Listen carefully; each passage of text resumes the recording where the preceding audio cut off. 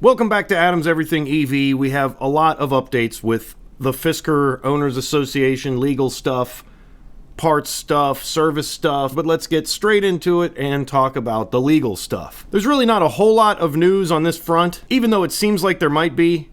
But really what you need to worry about is this. It's my proof of claim form. Now I know we've gone through this before and the example I had at that time was the best example that I could find. But now it's time for me to actually fill out my proof of claim. I'm going to go through the paper version first and then I'll actually show you step by step how I'm submitting my digital proof of claim. And this is not legal advice, but it's just a guy on the internet pressing some buttons. Let's just take it from there, shall we? First, this is the proof of claim form.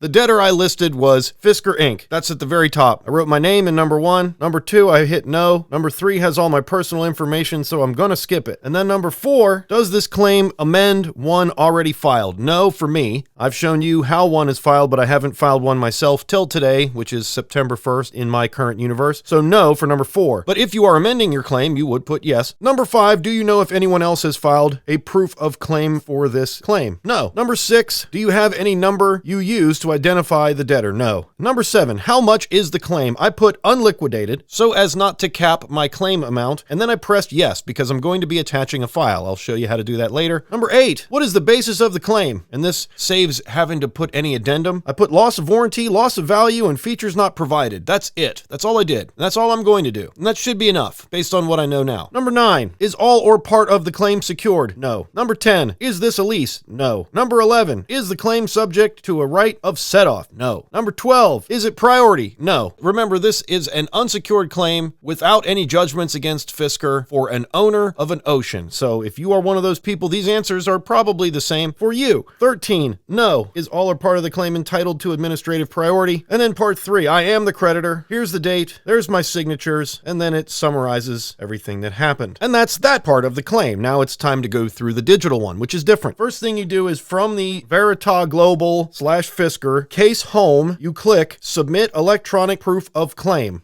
Then you accept the terms of use, and here's where you set up your account, which is requesting a PIN and then typing in the PIN. AdamsEVReviews@yahoo.com, AdamsEVReviews@yahoo.com. Then they send you a PIN in the email, which I have copied from another device, and I am pasting into the PIN field. There we go. Step 1, creditor info. This is where you type in all your stuff, and I'm going to skip that part for security purposes. At the bottom, do you know if anyone else has filed a proof of claim? No. Check this box if you're the creditor. Okay. Step 2, check this box if you have additional notice parties you would like notices to be sent. Not me. Step 3, does this claim amend another one? I put no. And then at the bottom, has this claim been acquired from someone else? I put no. Step 4, basis of claim. And this is where it's out of order from the paper version. But step 4 on the digital version is where you put what you want it to say for the things that Fisker didn't do for you. I put loss of warranty, loss of value, features not provided. Next, do you have any number to use to identify the debtor? No. Who is this against? I put Fisker Inc. Number 6, total amount of claim. This is where I wrote unliquidated. And does this include interest or other charges? I put yes, attach the statement itemizing interest, fees, expenses, or other charges. I just put yes because that's how you attach something. So yes. 7, amount of secured claim. Is all or part of the claim secured? No. Unless you have a judgment, it's not secured. Nature of property, describe value of property, etc. The rest of this is for people who do have it secured. All of this is skipped. And then is the claim based on a lease? No. And then is the claim subject to a right of set-off? No. Is all or part of the claim entitled to priority? No. Step 9, do you have a claim arising from the value of any goods received by the debtor within 20 days before the date of commencement of the above case? No. 10, supporting documentation. What I did here was I took my window sticker and I scanned it, which means I went to the Notes app in my iPhone, I clicked on the little camera thing, and I clicked Scan Documents, and I threw my window sticker on the table, and it scanned it and saved it as a PDF. Then I took that PDF and I saved it to my Files directory on my phone. And then I clicked on, I have supporting documentation and am ready to upload it. And I clicked Choose File because it wants a PDF. And then I went to my recents in my files. Remember, I am literally doing this on an iPad, so you can do it from your mobile device. And it says Scanned Documents. Then I clicked Upload. Then it says, please review all documents after upload. So I clicked on scanned documents.pdf and it downloaded my document in a compressed format showing my window sticker. And for that, I'm good to go. I hit next and it says sign and submit claim. You understand that the signature serves as acknowledgement and declare under penalty of perjury that everything's true and correct. You put your signature down and you submit your claim. After that, it gave me that claim that I went through when I talked about the paper version. It shows the paper version with all the stuff that I clicked filled in, which you can download and I definitely saved. I hope this helps. Also on the legal side, we can talk about the voting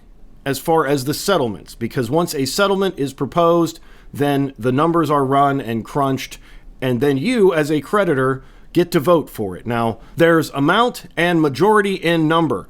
And amount, we're not going to have any way of even approaching that. The large corporations that Fisker never paid are going to have the amount as far as their voting. But if we don't, that's we general unsecured creditors with Fisker, if we don't approve the plan, then we can vote against it, but that doesn't necessarily mean that the settlement won't go through. If you've already filed one, once again, it's already in there. The biggest news here is the deadline is September 11th at 5 p.m. So make sure you get it in by then. As far as service, there's not a lot of service being done. There are a couple fast tools out there in the US, Europe, it's not looking as good. And those fast tools are being used to sneak service essentially to regular Fisker owners, but typically those people that have those fast tools right now are supposed to be doing work exclusively with American Lease. Now, some dealers are in the process of getting their fast tools accessible. And just for reference, a fast tool is the thing that accesses the Fisker software and can potentially unbrick your car. Speaking of those, there are 100 plus bricked cars, and that's assuming the United States only. If you have a bricked car, you're encouraged to file a ticket with the FOA. Key fobs. There's a key fob mass purchase being done through the Fisker Owners Association. You get a key fob, but then it's not programmed. Then you have to program your key fob. And there's some controversy around this. First, let's read a post from somebody who was already working on a programming solution. The FOA Board of Directors decided to do something different after working with me over the last few months on this key fob and NFC initiative. They sprung this new plan 2 days after I went live with my site and already amassed a decent number of pre-orders. Then the FOA board tried to get me to go in with them and allow them to take the profits and leave me scraping breadcrumbs. Their plan addresses selling fobs and taking in the extra $325,000 above their cost. I don't know their plans for the extra capital. They want to push the liability of this down onto dealerships or individual companies like myself. The FOA board booted me out of all their internal working group chats for not going along with their plan. The FOA is establishing a C Corp to handle this purchase. I reached out to them for comment. Here's their side. To keep prices reasonable and to facilitate availability of service to owners worldwide, we believe we must be able to selectively participate in volume purchases of parts, diagnostic tools, and other items that are needed to keep our oceans on the road. Because of this, we plan to create a separate corporate entity that can conduct these activities. This will be an independent entity with its own governance. However, the FOA, as a broad owner-governed entity, not just the board at any given time, will retain ownership and majority control of the organization and will have the capability to intervene if it is ever necessary to protect the interests of owners. This will not be an entity that will compete with dealers. Rather, it will exist to make sure that dealers can access and provide parts to owners at the lowest possible prices. We believe this will ensure the existence of a durable, competitive retail market for Fisker parts without monopolies or organizations that can benefit from cornering the market on a particular part or type of part. The mission of this corporate entity will not be to, quote, make money, end quote. Rather, its mission will be to engage in parts, service, and distribution activities with the sole purpose of helping owners save money. To that end, this new organization will not be funded with FOA funds. We believe the organization can self-fund by retaining a reasonable and transparent margin in the course of consolidated purchases and distribution of parts. Any surplus generated will either be retained as working capital to enable future operations and purchases or returned to customers of the organization as rebates on prior purchases. To provide full transparency, we plan to include the organization's financial reporting in the FOA's regular updates and financial statements. Do you think the FOA will use this C Corp for profit? Let me know in the comments. There are 2,926 cars in Europe total. That number has been disclosed. As far as the recall, you will be getting a water pump.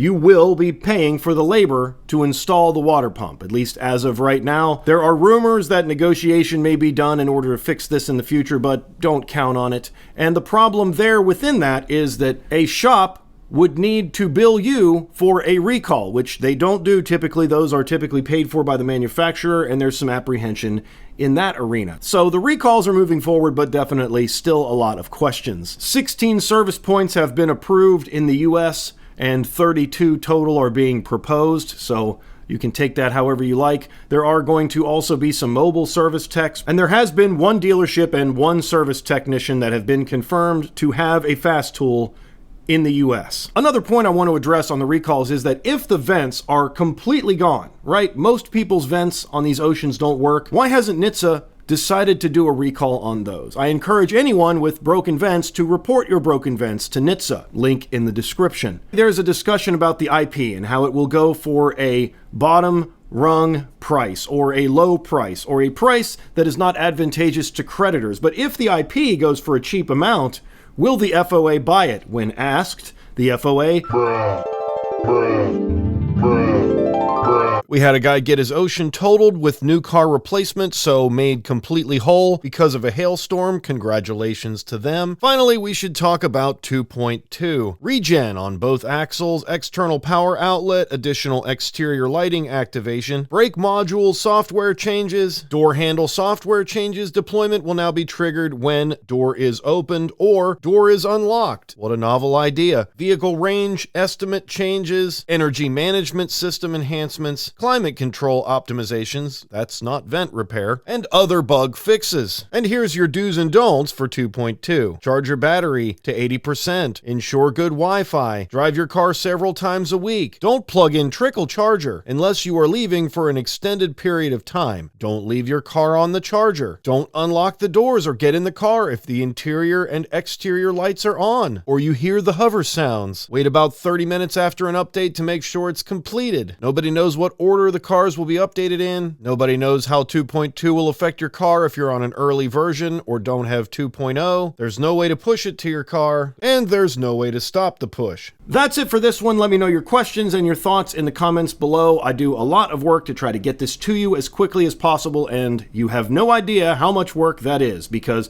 I am not a Fisker Ocean owner. I'll just leave it right there. Join Patreon or become a YouTube member for early access to videos. Subscribe for more, and we'll see you on the next one. Hey! Smash the like button! Thank you.